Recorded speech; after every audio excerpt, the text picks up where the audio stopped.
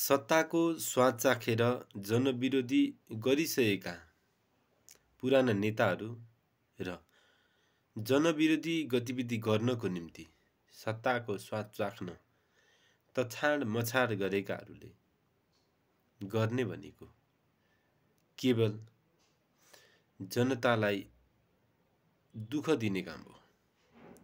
उनीहरूले जनतालाई सधैँभरि दुःख दिए।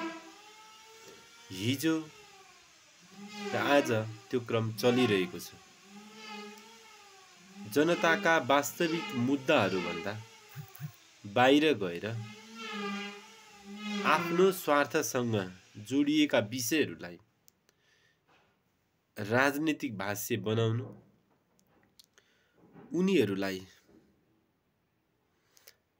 डाइभर्ट गर्नु, उनीहरू भन्नाले जनतालाई डाइभर्ट गर्नु र हिजोका गलत नेताहरूको विरोध गर्दै आफू ठिक छौँ भनेर आफूलाई सही ठहर्याउन प्रयास गर्नु, यिनीहरूको मात्र सत्तामा टेक्ने भर्याङ मात्रै हो। यिनीहरूले न त जनताको विषयमा सोचेका छन् न त सोच्नेछन्। यिनीहरूलाई आफ्नो फाइदा बाहेक अरू केही पनि चाहिएको छैन। यसको उदाहरण पछिल्लो समय घटेका राजनीतिक घटनाक्रमहरूमा हामीले प्रष्ट देख्न सक्छौँ। त्यसो भने हामीले सोच्नुपर्ने कुरा चाहिँ के हो त? हामीले बुझ्नुपर्ने कुरा चाहिँ के हो?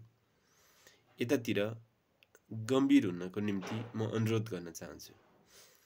हो, सबै कुरा व्यक्तिहरूलाई तह लगाएर गर्न सकिँदैन, या व्यक्तिहरूलाई जबरजस्ती कुनै पनि विषयमा बाध्य पारेर गर्न खोज्नु गलत हुन सक्छ।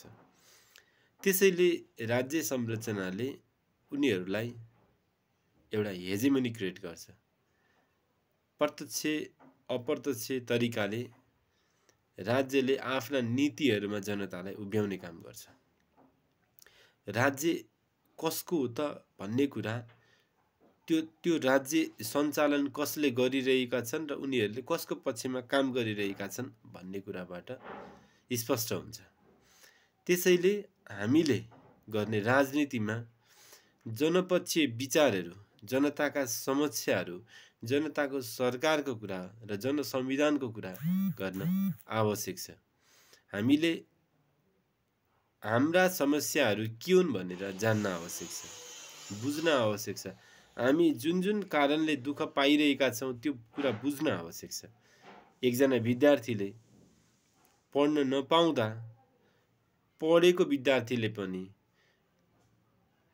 सही तरिकाले शिक्षा नपाउँदा बेरोजगार भएर विदेश हिँड्नु अहिले हाम्रो देशको विडम्बना बनेको छ।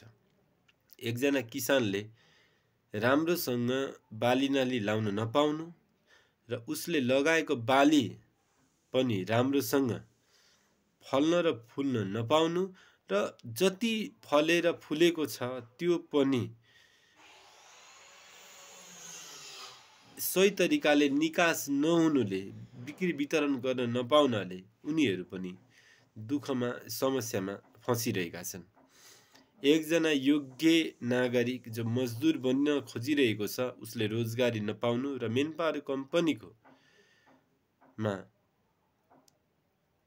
पावर कम्पनी मार्फत विदेशमा बेचिनु, राज्य सबैभन्दा ठुलो दलाल बन्नु मजदुरहरूको निम्ति पनि दुःखदायी क्षण हो।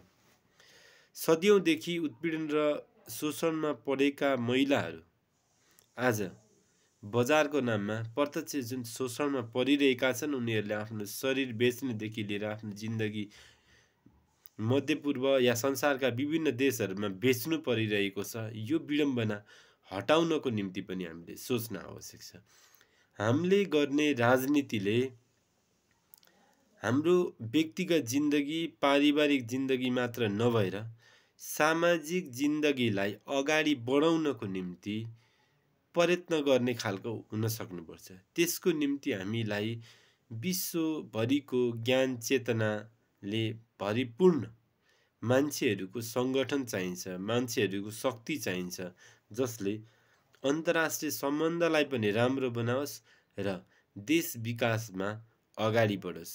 हामीलाई यतिखेर चाहिएको भनेको यही सत्ता स्वार्थमा गिजो लिने, यही सत्ता स्वार्थमा फँसेर जनविरोधी गतिविधि गर्ने राजनीतिज्ञहरू होइन। हामीलाई यतिखेर चाहिएको जनताको समस्या समाधान गर्न वैकल्पिक तरिकाले बुझ्ने र अबको समाज कस्तो बनाउने भनेर सोच्ने मान्छेहरू चाहिएको छ। हामीलाई डाँडापारीको गाउँ कस्तो हुनेछ भन्ने कुराको कल्पना गर्ने मान्छेहरू चाहिएको छ। हामीलाई यो देशको भविष्य सोच्ने मान्छेहरूको, यो समाजको बारेमा सोच्ने मान्छेहरूको आवश्यकता छ। आफ्नो व्यक्तिगत फाइदामा लट्ठिएर जनविरोधी गतिविधि गर्ने नेता कार्यकर्ताहरू हामीलाई चाहिएको छैन। धन्यवाद।